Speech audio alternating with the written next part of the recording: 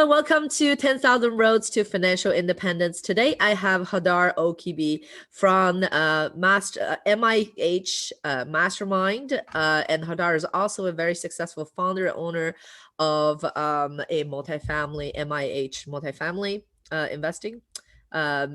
So he is a avid multifamily investor as well as someone who look forward to kind of teach what he learns in terms of mindsets and deal flow, etc., to his peers. So very grateful to have you, Hadar, today. And we're long-term friends as well. We kind of go back way 3 years. So very excited to host him today. Thank you so much for joining us.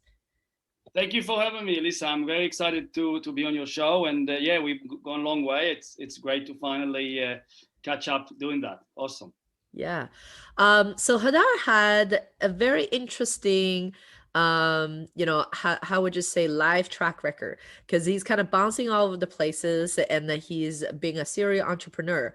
So today I wanted to kind of take it all the way back, our viewers back, and just, Hadar, I want to ask you the question about where did the entrepreneur bug kind of implant it into your head? Who and what incidents give you the most impression that kind of shaped who you are as a serial entrepreneur today, if you think back into your kind of early childhood? It's a very good question, Elisa, and actually, no one ever asked me that question. But I did kind of think about it, and I think that it's probably came from my grandfather, from my mother's side. Actually, I did not I wasn't able to spend a lot of time with him. He immigrated to America after during, I would say, with his brother, the Second World War in the 40s. Yeah. And he settled down in Chicago, and he was gradually building a business, and he did pretty well with his brother. And that's how I'm an American citizen, because my mother was born in Chicago. So I got American citizenship through my mom. But he was certainly an entrepreneurial spirit. He grew up quite a large business over the years, and I think I probably got it from him. But I think it's something that could potentially be in you.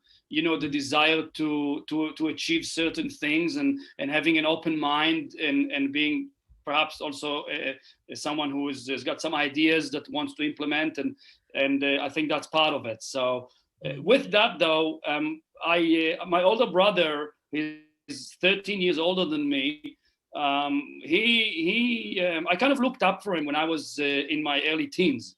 And he was really, he was living in the States for a while I was living in Israel, but he was very successful. He was kind of like, late 20s, and doing very well in his business, which is a jewelry business. And he was always had nice cars, a Corvette, and just nice things, and living the life. And I kind of, as a teenage person, I kind of looked up for that.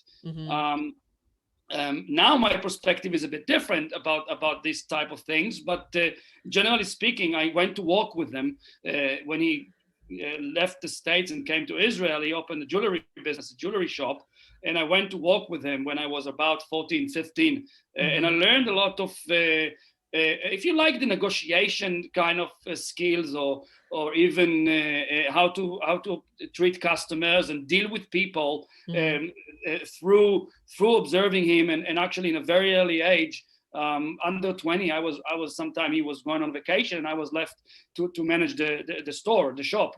Yeah. So that was a good learning experience for me with that. That's awesome. And how does one even, start with the jewelry business? I gotta ask, because I'm always curious. It's typically regarded as a kind of an ancient business. Being a goldsmith or a gemologist, or trading in semi-precious stones and diamonds and stuff like that, it's really something that typically it's a family-run business. you kind of get pulled into it because your family was in it. So my brother, my older brother left school, I believe, when he was 15 or something, and then he went to learn that. And we're talking very early 1980s. So at that point, he learned that because he didn't want to be a car mechanic or anything else that some lad, if you want, in his teenage, perhaps going to choose to do. Someone that wasn't maybe as good with the theoretical and studying and literature and all that, but maybe good with his hand or good with practical stuff. So anyway, he went to learn that, and I kind of joined him because I was also a person that is more good with people, more good with my practical stuff, in opposed to getting great grades in physics and all those more complicated things. But now it's actually changed because I kind of self-educated myself with everything in real estate through mentorship and through reading a lot of books and surrounding myself with like-minded people. But with the jewelry business, to answer your question, it's typically something that it's like a watchmaker. It's quite an ancient. You don't see a lot of actual proper jewelers these days. You do see modern ones that make some modern jewelries and company that have those Pandoras and all those mainly maybe 1 or 2 designs, or they design the product and then they duplicate it. They don't actually make a lot from scratch. So it's almost like being an artist, really, to be able to produce handmade jewelries. So that's how I got into it. I did enjoy it for a while, but at some point I kind of figured out that it's not my business. It wasn't my business. It was my brother's business. You were employee. I was an employee for it. I had no room to grow there. And 2, even more so, because I could have gone and opened my own jewelry business, my own store, something not far. But 2, I actually did not want to be tied to a store from 9 to 5. Actually, not from 9 to 5. We used to go from 9 o'clock in the morning to 7 o'clock in the late afternoon. And I didn't want to do that. I'm more of an outgoing person. I want to be out. I want to be driving for dollar. I want to be the thing that we like to do. So I quit. I went traveling in the Far East, if you like. In India, Thailand, and all those places. And Nepal. And then I came back and I got my license as a real estate agent. So Israel. Was that traveling kind of like a part of a soul searching? How long were you traveling? Yes. I was traveling when I left the jewelry business. I was traveling. At some point, I knew that I'm getting out of there. And the first time I went traveling to Ibiza, actually, it's a Spanish island, party island. I spent about 3 months over there with some friends. We kept extending it. And then I came back for about, I think, maybe 2 months. And then I went to India for another 3 months. And I traveled. And then I met my now wife. I met her in India. She was traveling as well. And I traveled on my own for a while. Then we met and we did India, Nepal, and Thailand. And then things started evolving as being more doing what I wanted to do. Kind of, it did start with soul searching, but it evolved into gradually understanding that I prefer to do what I have the freedom to do what I want to do. And I grabbed the bull by the horn and just did it and got my license. And so you decided that real estate agent is something that you like to do, doing real estate, buying and selling, investing in real estate is kind of what you want to do. Now, where does that transition comes from? Is there an incident or a particular moment where you just like, this is it. This is what I want to spend maybe the next 5-10 years with doing? So actually, real estate agent wasn't what I wanted to do. I kind of did it. I was quite confused, I was in my early 20s. I went to walk with my brother, which kind of my father kind of, I won't say pushed me, but he recommended that to me as something, and I kind of looked up for my brother. So I wanted to emulate the success, if you like. But I was really quite confused, and being a real estate agent, chasing the commission, and walking in that side of the spectrum of real estate actually wasn't good enough for me. I wasn't enjoying it. So at some point, I would like to mention as well, my father being investing in real estate for many years, for 40 years. Oh, wow. So he gradually bought some apartments and in Israel and that, and you know, without leverage, just slowly. And I helped them to renovate. When I came back from India, and Far East, I went and I helped them to some renovation, painting, and whatever I could, because I had no work, and he paid me a little bit to help him out, not a lot. And then I realized I kind of enjoyed that. I enjoyed the proud of ownership, and enjoyed and I used to go with them and see how he collects checks, you know, from mentors. And that's kind of resonated with me. Hey, that's a passive income. But I got my license in Israel just to get to know the industry. Gotcha. So it was very good to know. I mean, it was a very good education to understand the legalities and understand some things about it. But fast enough, I realized that I want to be on the other side of the spectrum, which is being an investor. Right. But I really caught the bug when we immigrated to New Zealand from Israel. I was really in the early 2000s, you know, the market was really taking off from about 2002 till about 2005 or 6. It was booming. And it was in the media everywhere, you know, a lot of education, a lot of books came up, and I got attracted to it. And I went to one kind of one-day event that was not far from where I was. And since then I met this guy who is a veteran investor, and I got the concept of passive income and owning those houses that generate rent, which you could potentially create passive income from. Yeah. And I got hooked. And I started investing, and I started as a wholesaler, and I did a lot of no money down deals, like contemporaneous closing, double closing, or assignments of contract. And gradually I built some deposit, and I started buying my own buy and hold. Gotcha. So at some point though, I realized that I bought the houses, or I bought the house, which was 2 flats, 2 apartments. I realized that I can't scale that model, because once you bought, not only the market in New Zealand appreciated so much, you know, I started in a good time, but over the next 5 years, from 2000 to the late 2000, even like 2010 onwards, the returns really compressed in New Zealand. The market became like Seattle, like Boston, you know, like LA. And that put me in a position that I can't scale my business anymore, because the prices compressed. I mean, the prices grow. The rent didn't come up with as much as prices. So there's no cash flow. You're basically leverage locked. Leverage locked means that you borrowed enough money, as much as you could, but you can't borrow anymore on your own.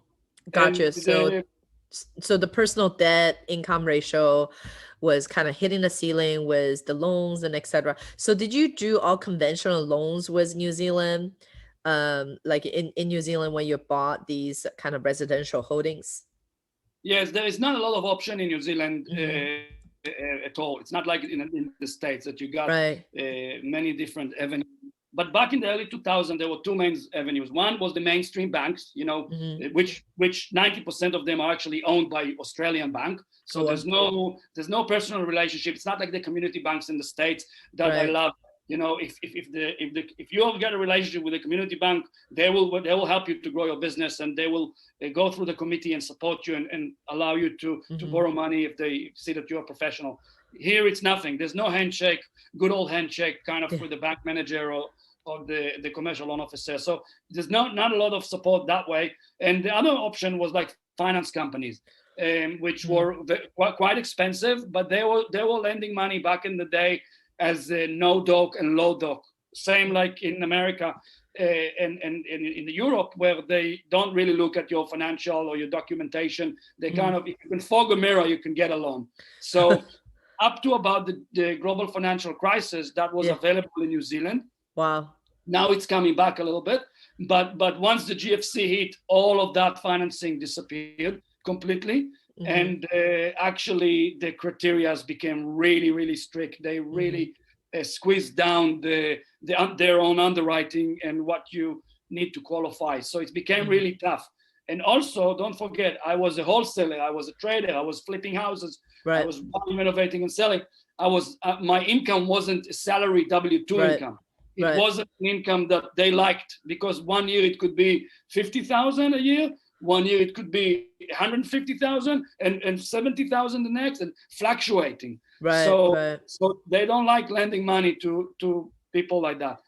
I've been doing it now for 20 years, so things evolved, and I got quite a bit of real estate now, which is paid off, and Mm-hmm. I traded some asset and paid down debt, and I positioned myself to be, if you like, serviceable. I was positioning myself that Mm-hmm. they would lend me money.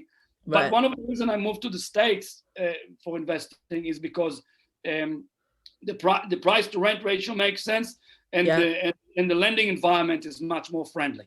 Gotcha. So that's on a nutshell how I got to Got where I it. am. So you've seen a lot of parts of different world. In your opinion, do you feel that investing in the States is still one of the best markets in terms of leveraging the debt and in terms of, the returns, the cash on cash returns, and et cetera? Would you say United States is still one of the top market after all your researches?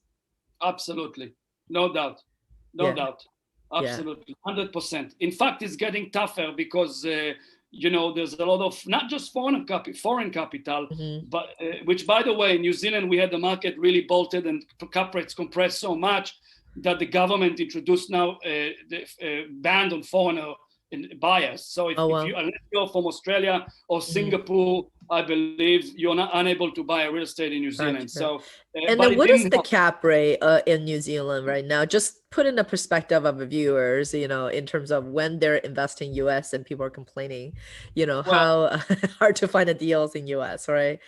Um, now nowadays, I mean, New Zealand, it's a big country. It's all of rural areas. yeah, So in some of those areas, you might not want to buy because it's just there's nothing in right. it. But the cap rates are pretty much, I would say, anything from 2% to maybe 4% on average. Well, yeah. When I started, it was higher, but commercial real estate. In saying that, commercial real estate cap rates traditionally were around 6 to 8% Hmm. cap rate. Hmm. Um, some of the rural of more tertiary market, which I bought where we live in a smaller town, I got 10% back in Hmm. 2013. It was a good deal though.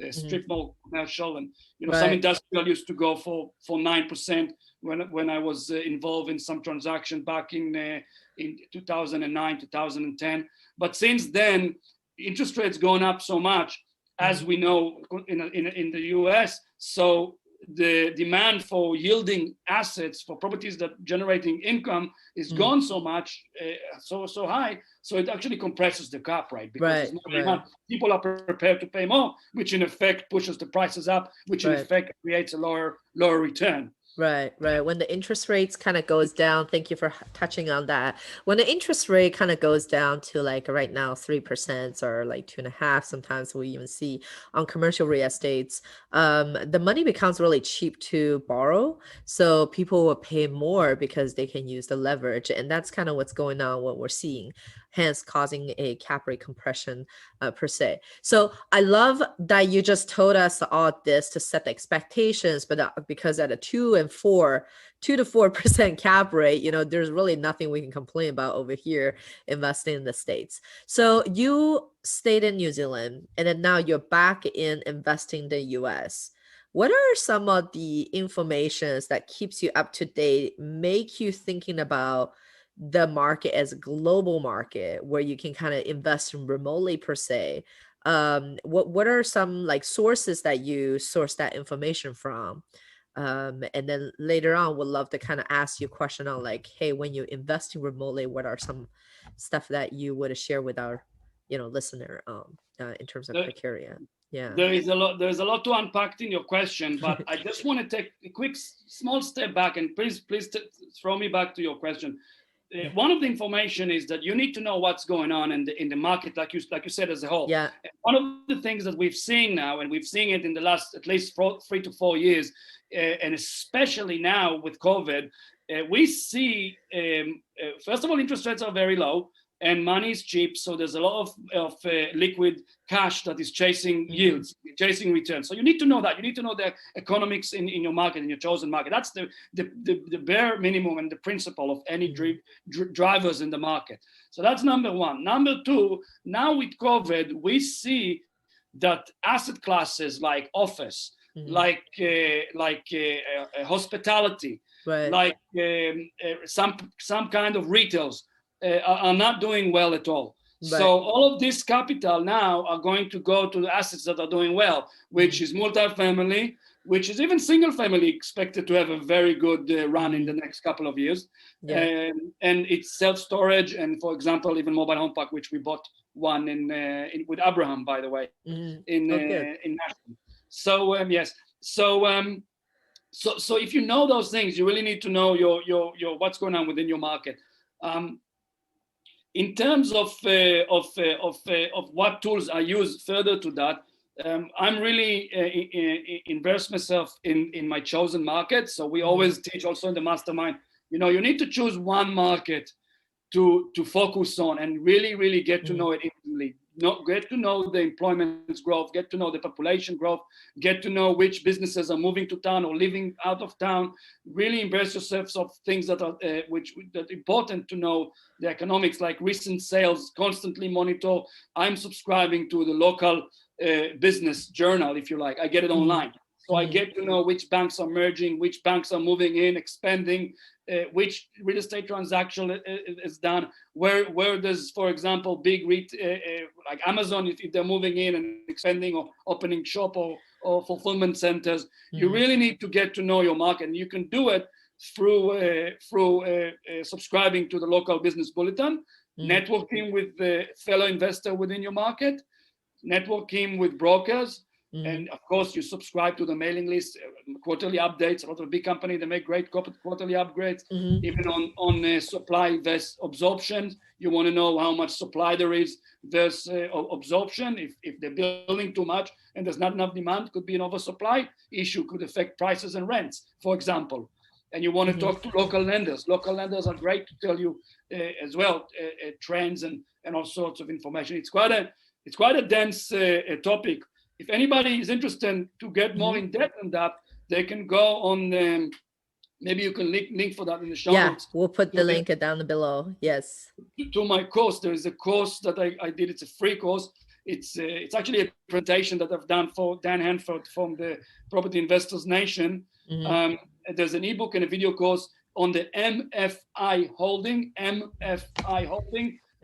website. And you can download it for free and really learn how I analyze markets and what you need to do to really get yourself stabilized in the market. It's all about relationship and staying really close to the ground and keeping your eyes open and getting all the information. Yeah. And what kind of lead you to choose the particular market that you have right now? Because you're in the New Zealand. And then you come over to the US and you decided, hey, I'm going to invest in multifamily. Now you don't have a deal yet. Back then we didn't have a deal yet. So did you pick a few markets to kind of get in until you land your first deal?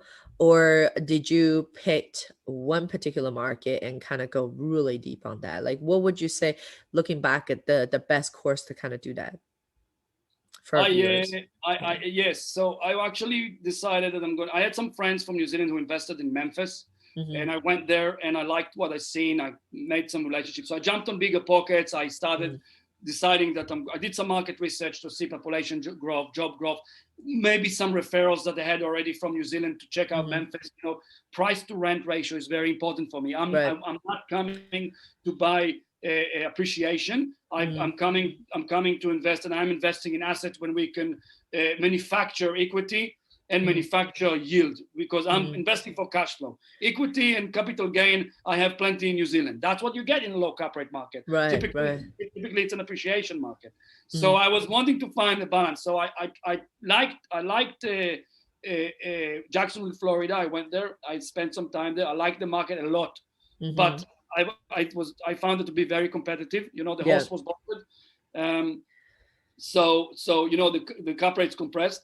I liked Salt Lake City. It's a great market. It's got everything going for it, and it's landlocked. So you can really you can really see the terrific market. But again, the prices were too, it's very competitive, and the price to rent ratio wasn't good. So I ended up evolving and looking into other markets, like for myself personally, Tennessee and Arkansas, a bit of a more, secondary, tertiary markets, where I just landed some friendships over there. I had a good feeling about it, and I landed a good property management company, and I felt like it was a little bit under the radar, Not anymore. Not anymore. It's getting really tough. So, people don't jump up and down. It's just, it's getting really tough. A lot of California money and Texas money and East Coast money coming and paying too much. Yeah. So what I would buy for 30 or 40 a door, they are going paying 50, 60 a door, which maybe sounds cheap if you're comparing it to Dallas or Phoenix when you're paying 80 a door, but the price to rent 180. rents are not as high. Yes. Yeah. So you have to remember that. And we are buying value add. So we want to buy assets that you might require to put 5,000 to 7,000 a door, which will push your all-in cost above what I just mentioned. So so that's the reason. It's really the price to rent ratio, the network that I kind of felt that I could build, and the property management company that I felt would be a good fit.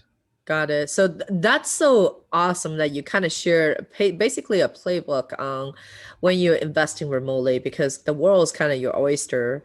And it's like a lot of people are confused on, okay, when I go outside of my backyard, where can I even invest in? So selecting a few market that's very interesting, use your criteria, whether you're a cash flow investor, or equity investor, a blend investor.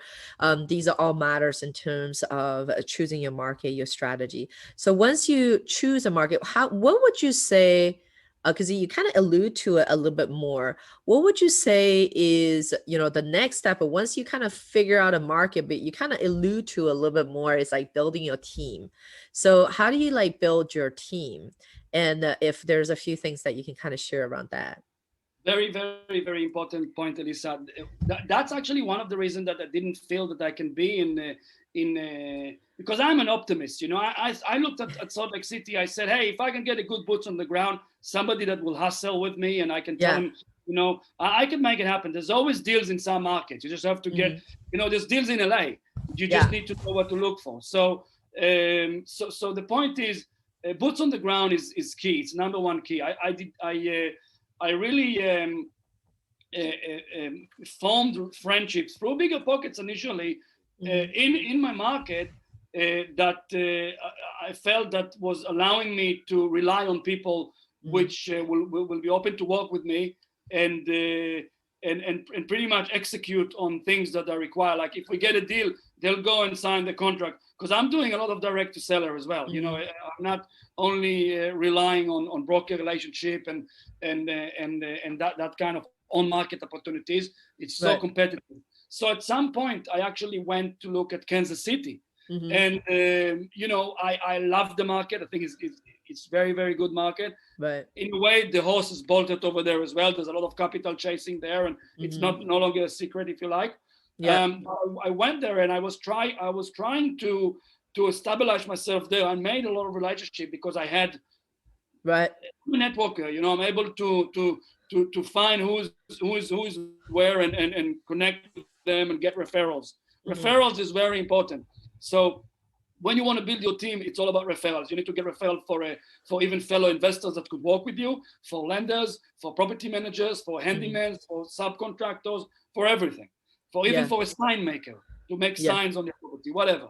But in KC, I just felt, for example, that I wasn't able to pick up momentum because I wasn't able on my own to give it 120% as well as I do in my market. I know my market like the back of my hand.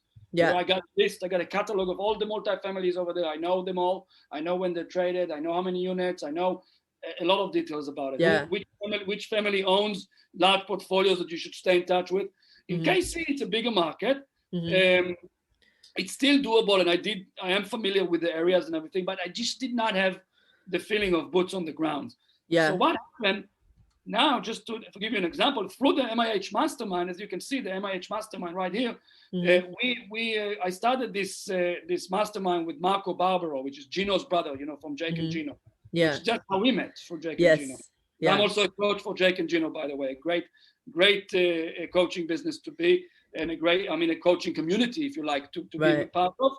Helped me a lot. That's part of my success, is that I joined a like-minded community, joined Jake and Hmm. Gino, learned the trade, being doing real estate for 20 years is one thing, but when you go and start multifamily, there are things that you need to learn. Hmm. So that really was a part of my success, is joining a like-minded community Hmm. like Jake and Gino. And I was one of their first students. I joined them like 4 years ago almost. Right. So anyway, I started the mastermind with Marco, and it's now evolved to be. We focus on quality, not quantity. So we have Hmm. 7 or 8 groups. Each group have 4 to 6 people in it, Yeah. and in different locations. And we create teams. So Hmm. now we have few members. One of them is based in KC, and Hmm. he's really good at finding deals. And we create teams. So he's the deal finder. We got another one who's in charge on financing. I'm in Hmm. charge on generating leads, because I got all the off market experience. Hmm. And we got a couple of guys that do the underwriting. Hmm. And we got Marco is good at bringing up funds to the table, Yeah. if you like, raising capital in a way. Um, Attracting capital, let's put it this Right. way. Right. So now I'm able to operate. We actually got two deals under contract right now over there. Nice. So Congrats. so Yeah. so the involvement of the growth, if you like, as well through the mastermind, was actually a really game changer for me, because initially I was, hey, I'm going to come into my market. My target is 100 units self-funded, so I want to buy 100 units on my own. I'll reach my income goals, because when I started from New Zealand, I actually said, hey, I'm going to bring a couple of $100,000 from New Zealand for my Hmm. portfolio over there, and I'm Hmm. going to use that as a seed capital, and I'm going to roll it and let it grow to be a portfolio for refi and roll. Hmm. Buy, add value, refinance, and roll it to the next deal. The Right. velocity of money, as we call it, the Yeah. velocity of. So, but through the mastermind and through building teams in different markets, we now have a team in Florida. We have another team in other markets. Yeah. Um, Marco just invested in a deal in Tucson, by the way. Yeah. Yeah. So we just bought a mobile home park with a partner in Nashville, Hmm. off market. So through building teams, we were able to actually scale and be involved in more opportunities. And you know it, Elisa, Hmm. because you also do quite a bit partnerships and investing with other fellow investors. Just Right. allows you to have the diversification, but Hmm. also allows you to have your hands in different pies. Right. In some of them you might be more active. In some of them you might have a less active role, but still maybe doing other parts of Yeah. partnership, which you need to Yeah. call. Yeah. Yeah, definitely like having control over these assets and whatnot. We're actually going more vertical per se over here so that we can have a more controls and more kind of input into some of these projects. That's fantastic because what you just unpacked, there's so much impact you just did over there. So what Hadar is kind of talking about over here is also, just to summarize it up, is identifying, sometimes it's the initial of wanting to give back. In this case, like Hadar wanted to give back like all these knowledge that he has learned, so he started the MIH mastermind, which is really a place for people to learn, hold each other accountable in their journey to multifamily investing. But it turned out to be, sounds like, more benefits also giving back to him. The intention was always kind of giving forward. So oftentimes the universe has a very interesting way. When you give more, you receive more, in a way that you kind of discovered that, like, oh, now you can actually leverage other people's resources, and we're not talking about money only, but people's time and like knowledges and locations and all the other things, which makes him successful in investing remotely. So also thinking bigger and identifying mentors to think bigger, taking it to a next level as well. Well, Hadar, you just impacted so many different things. I don't know if all our viewer has picked up on that. I just want to kind of take a note on that. So moving forward to, so thinking about, it's great that, do you still have business back in New Zealand right now? Because I know Yes, you still live in New Zealand. yes, Um, yes. I And still do. I still do. I got a yeah. flipping business here. Apart from my real estate, which I kind of manage, I got a flipping business here because I Mhm. started as a wholesaler and I created the webuyproperty.co.nz, which is the equivalent of the We Buy Houses of New Zealand, Right. America. I created it many years ago and it still ranks really well. Yeah. So I get quite on Google. So I get quite a lot of leads coming in. 90% of them are not good. So I got a system now that I'm referring it to a broker who pays me a referral fee if they list and sell, and Yeah. that adds up to significant amount. That's awesome. And the ones that are worth buying, I'm buying, fixing, and selling. And actually, we got two or three members. We got three members in New Zealand that joined the U.S. mastermind because they want Yeah. to invest in apartments. And one of them is based in my market, and he's actually, apart from being a good, he's an engineer, so he Mhm. knows. I buy a lot of damaged houses and fix them up. So he's Gotcha. actually doing. He did a partnership with me on a deal, and he made half of his yearly annual salary in Nice. 3 months. Wow. And because he was in the mastermind, I say I'm gonna, I want to give him a chance to be part of the deal. And he Yeah. went in, and made about $75,000 in 3 months. And, Wow. and now I got another deal which I closed on. Just I'm not doing it now, and he's managing it for me. So he's doing some. I'm remotely kind of. Mhm. It's 6 hours drive from where I never invest. Apart from the commercial property that I own here in my town where I live, which is a small town, Yeah. I don't have much real estate here apart from that and our family farm, small farm kind of home, Gotcha. because there's no opportunities in a small market. So I've always been investing remotely. So Mhm. now I got him over there, and he's really kind of boots on the ground, and he is helping me to manage the projects there. So it allows me to keep that going, and make reasonable amount of income in New Zealand, but Mhm. also in the US through my investing through the mastermind. The mastermind is really it wasn't started for the purpose, as you said, to generate a Mhm. lot of money. Like we say, we're not looking to grow it Mhm. to massive. We are more of a quality over quantity. We got people who typically transition from single family to multi-family, Mhm. or people who want to scale the business. They can't find deal. They still got W2, and they want to work as a team. And we just create like an ecosystem of deal finder, deal sponsor Mhm. group of people that could work and make things happen. So Yeah. it's really growing to something like that. And we kind of limiting it because Marco and I, both of us, we also work with them on mindset. Mhm. So mindset is pretty much 80% of the success. The mechanics is maybe 20%. Once you know the ABC Mhm. of real estate investing in multifamily, we always learn something. But Right. once you know the principles, you really need to have the mindset, to have the persistent, the grit, Mhm. the focus, Right. to actually execute and follow your plan. So we Right. create quarterly action plan. We Mhm. create a vision board, and we make sure that mindset is a very very small, very very important part of it. And the accountability is the glue that tie commitments to results. Right, right. Absolutely. I love it. I love how that's being said. That's awesome. So Hadar, what is so basically you touched upon, I'm very curious about your way of choosing your teammate, your process of choosing your partners and teammate, right? So like how do you because we have a lot of members asking like, well, how do you go out there and look for partners? And how do you know the person you're talking to?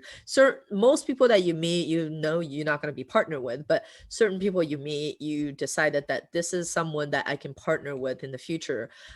So what is your process of selecting and your criteria for someone who's kind of new getting into it, perhaps not having built a lot of eyes or trust on it?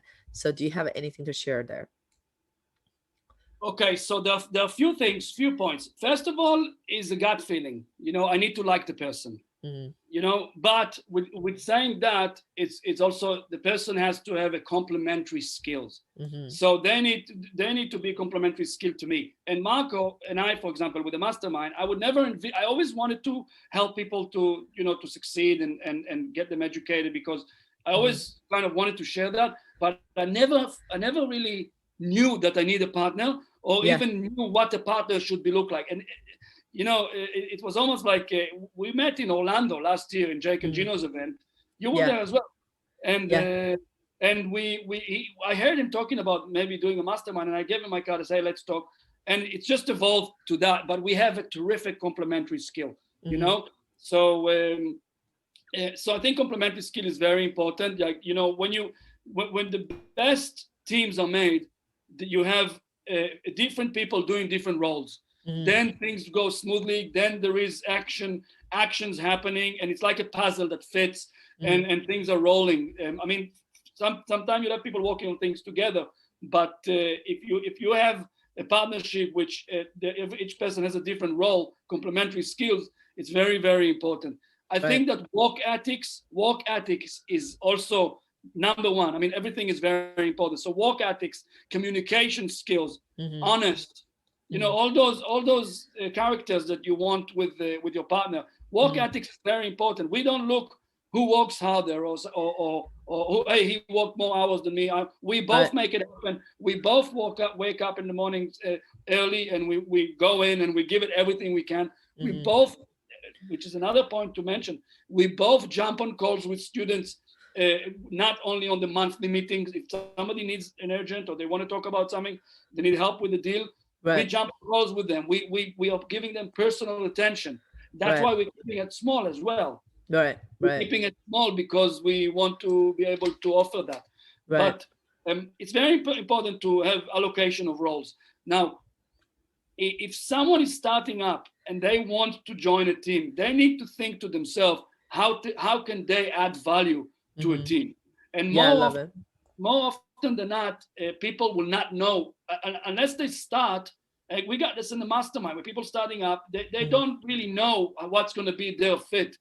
But I think first start, if your work ethics and your commitments and your truthfulness and openness and respect to other people is there, and you're able to communicate, you will find your niche. Not everybody likes underwriting. Not everybody likes to do the broker relationship because they're maybe an introvert. An introvert doesn't like to do broker relationship. Maybe they're more good at the back end, investors relationship by email. Maybe they are good on asset management at the back end. Maybe they are good on underwriting. An extrovert is more of a broker relationship, walking the properties, investors relationship out there kind of thing. Like me and you, we are kind of an extroverts a little bit. Look how much we talk. So, so that's how you go and you try. And then you will feel, and a mentor as well, a coach which looking at it from a 30,000 foot can see how people are operating, what they're good at, to get to know you, could actually guide you towards your place, which I found it very important. I actually had 2 students recently. They said, I want to talk to you. We want to quit our W-2. They're on a very high salary, but they want to quit. They want to do it full time. And we don't know what we're going to do within the team. Should we do this? Should we do that? And we talked about it, and we gave them some clarity that, you don't have to think that you have to do everything. Split the roles within your team. One thing to mention, though, important, and I want to iterate that because it happened to me a few days ago. Somebody called me. They wanted some advice about something, not member of the mastermind, member of Jake and Gino. And in the end of the conversation, they asked me, how can I help you? And I always think, and I think I heard it from Brandon Turner, and it's really resonated with Brandon Turner from Bigger Pockets, that if you come to me, I'm busy, I'm full on going on. I kind of got my market under control. There's always room to improve. There's always room to add things, but we're very aware of the process of our growth, the system that we put together to be efficient and everything. If you come to me and you ask me, how can I help you? You're actually creating me work now and work out to figure out how can you help me. If you come to me and tell me, hey, I can help you with A, B, C, for example, generating leads, doing skip tracing, doing cold calling, doing website work, doing online, whatever. If you come to me and offer me your help with specific things that you may be good at, underwriting, then you come and you add value to me and you provide me a solution, and not making me think about a solution for something that I don't even know what I need. I love that. I love that, because I had that happen to me a couple times too. People always say, "Hey, how can I appreciate, like the intentional help." Now you just hit the hammer on the head. I just had an aha moment. I was like, why did I always dread that question? And you just kind of like gave me a whole thought process. I'm like, yeah, you're right. Like, because then I have to recognize what they're, because it takes a lot for me to think about how can I take on a help or whatnot. Because it takes a lot in terms of understanding who they are, recognizing their talent, and then put them in the right places. Versus if someone had a suggestions on a certain process, hey, I appreciate people would say, hey, I noticed on your website there's this and that can be improved. I love these very specific, feedback on things too. So thank you so much I learned something today, like helping me kind of resolve that. Okay, why is it like a dreading that question a little bit more, very interesting. Awesome. Well, Hadar, towards the end of it, now it's like a kind of towards the end of our interview here. There's so much unpack over here. Obviously, you and I can talk like for 10 hours straight. We know that. And so in order for our viewers to find you, what's the best way do they keep in touch with you? Well, there's two ways, but I mean, let's keep it in one way. Is the MIH Mastermind website, so mihmastermind.com. If you like, there is a contact us page. You can shoot me a message from there, and I will pick it up. You only need to see that you heard me on Elisa's show. And you can also call me or text me on 501-251-8201, 501-251-8201. It's a US number. And you can visit the MIH Mastermind on the education tab. There is a free education tab there. When we have, you can sign up and you can receive a lot of videos that we did with about mobile home park, about apartment investing, about many things that you'll enjoy. So the real estate cycle, and just go there and have a look and enjoy. Awesome. Awesome. Now, we always like to wrap up our interview with a few unconventional questions. So I guess I'm going to just kind of go, it's not really exactly a fire round, but so what would you recommend someone to read when they're thinking about switching their business from for example, single family home to a multifamily or some sort of skill up? What would you say is the best book that you would recommend them? There are many books, but one book which is really great, for example, by David Finkel. He's the founder of Maui Mastermind, and it's Build a Business, Not a Job.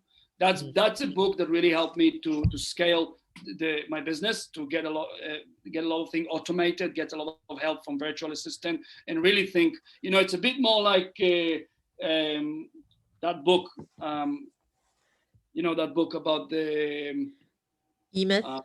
E-Myth, yeah, David, that guy Gerber. The E-Myth, of course. But the E-Myth is good. The E-Myth is good. I implemented that when we bought the commercial building. We ended up with the pizza place over there. So I actually used the E-Myth to implement like a franchise model to systemize the stuff and all of that. So the E-Myth is good, but Build a Business, Not a Job is really good, easy, kind of good. And there are many other books that could be good, but I'm big on mindset. So I really think that, for example, The Slight Edge by Jeff Olson is a very good one.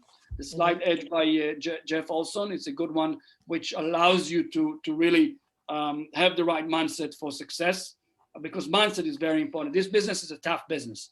Sometimes you have big breaks before drinks, as we call, in terms of finding deals and all of that. So you really need to have the right mindset to persevere and continue. And another good book is The Compound Effect, which is another good by Darren Hardy, I think. That's just a good book. If you think about it, to get results, you really need to keep doing the same thing over and over and over again until it succeeds and it's compounded, and of course you improve on it.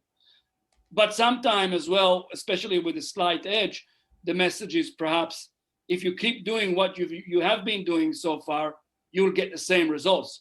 If you want to get different results, better results, change what you're doing, learn from experienced investors, coach, and change what you're doing so you can actually propel yourself to the next level, because we don't know what we don't know sometimes. And we need this networking, we need this environment of growth to succeed. So mindset is very important. Yeah, and then finding a mentor definitely help accelerate that too. And so the other question I have over here is, so you have children. What are you teaching them to foster their habits to become a successful individual, or encourage them to be an entrepreneur mindset? My kids, my children are quite young. My daughter is actually, she's almost 16, so she started work now. I keep telling her, and my son as well. I kind of keep giving them the nudge, or the idea that me being I've been working from home, and if you like, financially independent for a long time now. Yeah. I keep trying to shed light on them, to tell them, hey, the reason I'm able to go and with my son to all his rugby games and spend time with him going mountain bikes, or go with my daughter for shopping spree or whatever, just going spend some time together sometimes, and take them around and whatever. The reason is because I'm my own boss, and I have a passive income which is generated by tenants who live in the real estate. And that allows me to live lifestyle by design. We used to go up to about a year or two ago, before my daughter used to go on to high school. We used to go on like 6 or 8 weeks holidays every year, and then another 2 weeks. So that allows us to live the lifestyle by design, because we made the right choices with our employment. With how we generate our income. So that's kind of the main thing that I'm trying to show them, that I don't want to be depending on other people, like in my case as a W-2. I want to live the lifestyle by design, by choice. The second thing is that I'm trying really hard is to try and show them to live frugally as much as we can. I mean, we could be much more, but I don't think we actually as much. But for me, small things like don't leave the lights on if you leave the room, or if you do stuff like that. Make sure that you're not you're careful with your money. Well, I'm not gonna go. I don't buy new cars ever. From the company. I don't want to. I would rather buy a car. We just bought a new car, but it's not new. It's 2013. But it's Japanese import. It's like new, very low mileage and very spotless. But hey, because I tell them, if you buy a new car, the day you left the dealership, you lost 20%. Right. And stuff like that. So just stuff like that, to be mindful of those financials. And another thing I told them is that when you're ready, if you want to go to Florida and walk with Jake and Gino as an insert, and do the youth academy that Jake and Gino created, I will support you, and I might even come with you. And it's on me. I just want you to, and you can spend time with Marco, with his family, just to get to know them and get into real estate. And when you're ready, if it's something you want to do, in my view, it's better than university. I didn't tell them that, but I want them to understand that the mainstream of going to university and learning something that you're never going to use isn't one approach, but the entrepreneurial spirit of doing something that you will enjoy and you can really make a good living out of it, without going through the mainstream, it's another approach. Because we have some people that I know who are in the mastermind and they're young, and they're going to university now, almost graduating, but the only reason they are there is because of their parents. They don't want to be there. You see? And so it's finding the balance, and it's important for me that the kids will enjoy doing what they choose to do, but even if they want to do, and the profession, if you like, later on will be something which is not really a great opportunity to be successful. If they want to learn something, it's fine. Just understand that real estate could give you the freedom to do both. Right. Yeah, that's awesome. Because I grew up in the family. Yeah. And I grew up in a family, you're forced upon that schedule where you go to a college, and after college you get a job. And that, at some point, I think much later in the life, realize that's not the only way to live. So you have some stuff that you have to unwind as well. So it's great that you giving your kids the opportunity to think outside the box, essentially. Last question I have is, what is your daily routine that keeps you motivated? and keep going, because being an entrepreneur, it sounds really sexy. I think it's like a new sexy things now, but it's actually really a hard life, in terms of you gotta keep on motivated, keep going in this business. So what do you do that you think directly contribute to you having the energy and motivations to do it every day? Three main things, and we teach that as well. One is my weekly sheet, which Nice. is I write down everything in my weekly sheet or on my calendar, so everything is scheduled. I kind of, the important things needs to be done, and I cross it out, and I get a lot of satisfaction out of it. My weekly sheet, I print both sides, and that's last week, that's this week started. And two is meditation, almost every morning. It's just life-changing for me. It's de-stressing, it's clearing the mind, and make you be able to be sharp. And three is exercise, regular exercise. So I mean, I like running, I like yoga. That's my main two things in terms of exercise. I like sing sometime, but those three things is my core three. Scheduling time, my meditation, which I just do meditation, breathing meditation, and I go for a run. I actually managed to squeeze a run this morning before we started. Nice. That's right. It's a morning in New Zealand over there. Yes, that's awesome. Yes. Super early. It's supposed to be really hot today as well, so I didn't want to go run in like 80 degrees or something like that. That's awesome. Well, thank you so much, Hadar, for spending the time with us today. Another episode of 10,000 Roads to Financial Independence. It was really an honor to have you on, and we'll see you next time. Thank you so much, Elisa. I'm grateful for you having me on the show. It was great. Thank you. Yeah, awesome. Thank you.